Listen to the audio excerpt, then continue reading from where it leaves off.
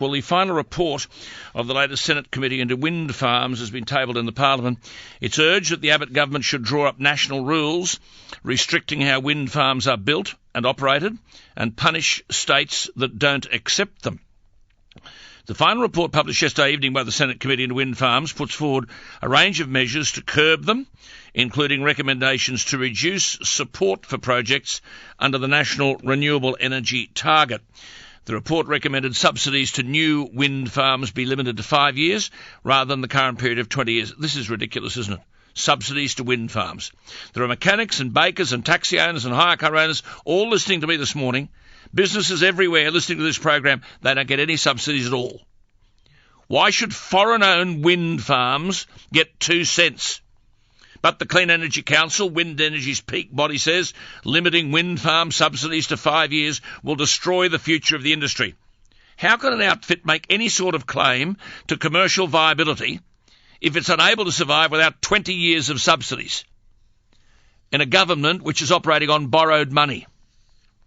Amid the recommendations is a proposal that an independent scientific panel be established which would have the power to block new projects being registered by the government if it believed human health was at risk. The panel would help draw up, quote, national wind farm guidelines, which the federal government would introduce and ask state governments to adopt. The guidelines would include, now this, by the way, is just the Senate committee's recommendation, would include national standards on wind farms for infrasound, vibrations, aircraft safety, indigenous heritage, birds and bats, shadow flicker, fire risk, electromagnetic interference and blade glint, amongst other things. Remember, amazingly, wind farms are currently approved and none of these receive any consideration. The committee recommends that if a state government didn't accept a new national measure for infrasound and low-frequency noise, the committee recommends that wind projects built in those states should not get renewable energy certificates. That is, money, yours, unbelievable, money, which subsidises these wind farms. But cop this is the ultimate kick in the guts from Canberra. A spokesman for the Environment Minister, Greg Hunt, said the government had no plans to make further changes to the renewable energy target. In other words, the Senate committee, all-party committee, can get stuffed. In one hit, the recommendations seem to be ruled out, including those which argue that certificates, that is your money, shouldn't be available if they're operated in states which don't comply with new national noise rules. Remember, noise guidelines are a state issue, and a number of states refused to agree to a national noise standard at the last COAG meeting. Believe me, this renewable energy stuff is money down the drain. The cost of it with subsidies is exorbitant, and you'll pay via your electricity bills, or if you're a business, via your energy costs. And without subsidies, this whole industry is not viable. Yes, it'd be nice to have clean, quiet, cheap energy, a bulk supply of it. Everyone would love that. The reality is it doesn't exist. There are wind and solar generators being built all over the world, and they only add a small amount to the overall power demand. And this is all because of a problem with carbon dioxide. And this is all happening because there's a Paris conference coming up. And you know the story about carbon dioxide. The amount of CO2 in the atmosphere is 0.04 of all gases. 97% of that, 0.04%, is naturally occurring. You can't affect it. Only 3% of it, 0.04%, is caused by human activity. And we, Australia, are responsible for 1% of that 3%. What are we doing? Spending billions of dollars. And Bill Shorten says, well, we'll have 50% renewable energy, 50% by 2030.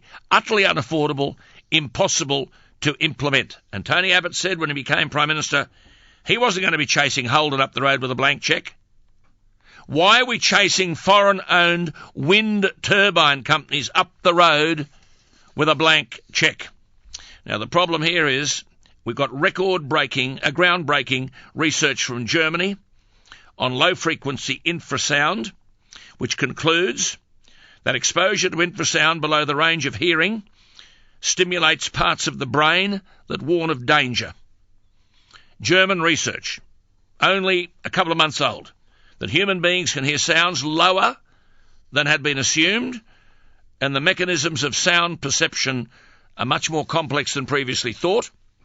Scientists in Japan have measured brain function and reported last year it showed the brains of Japanese wind turbine workers could not achieve a relaxed state. In Tehran, a study of 45 people found that despite all the good benefits of wind turbines, it can be stated this technology has health risks. The German project leader Christian Koch said it's been agreed that infrasound is perceived by human beings and it represents an unknown hazard to human health. Well, the people who complain to me in droves are fools, idiots and ignored. Thank God they're women, because women don't take no for an answer. I've got women here who have suffered. Sonia Trist is on the line. Sonia, good morning. Good morning, Alan. So you are 620 metres wind farms from your kitchen window? From my closest wind turbine, yes. And your federal member is this Dan Tehan? Dan Tehan, the one who's nowhere to be seen. Nowhere to be seen. You've written to him? No answers? Repeatedly. Yeah. Repeatedly. And this Pacific Hydro mob are at Cape Bridgewater. They've got 29 wind generators. They certainly have, yes. And it impacts on you in disturbing and harmful ways. Most certainly. Extremely disturbing. But you're just a dumb complainant.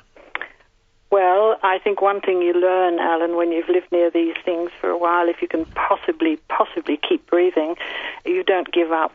And you were saying you sort of cast a shadow on the possibility of the Senator's recommendations getting through. Well, I've learned to look at it a different way. I think they've opened the window to, they've revealed so much, they've worked so hard, they've opened the window to the next step that we have to take, Absolutely. And this is a journey.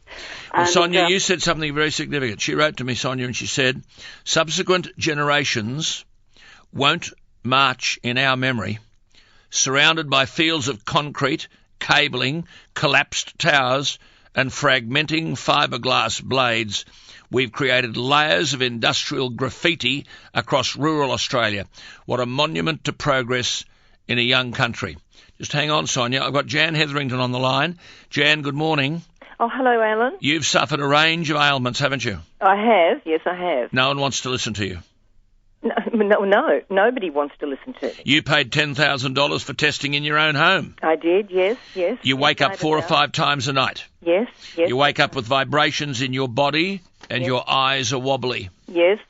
You said the impact on human physiology from low-frequency noise has been known for over 50 years. That's right. You've reported to authorities all these studies, yes, and that they have frequent noise and infrasound creates nausea. You've talked about vertigo-like symptoms. Yes. No one wants to know. No, nobody does. AGL are the people that you've been dealing with. They ignore you. Yeah, they do. I send in many complaints. In fact, you've written to them, you've written to all senators and all federal MPs. That's right, and I don't hear from a lot of them. There's only there's only about 4 or 5 that are interested in it, and with Senator Madigan and Leon Holm and Senator Beck and what have you, they are interested. Our local member Dan Tehan couldn't. Unbelievable, this bloke Tehan. Care less. You said to me early this morning I woke up at 4:35 with a very sharp ice pick stabbing on the top of my head and behind my right ear. Yep. This was followed by vibration running through my body. Then came the headache in my right temple and right eye. I just had to get out of bed. Unfortunately, there's no running away from this infrasound. Nothing can stop it. That's right. It's just terrible. It's hard to talk about it because it's so real. It happens. I know, Jan. I know, and people. Jan has written to me and said, "I'm sick of living like this.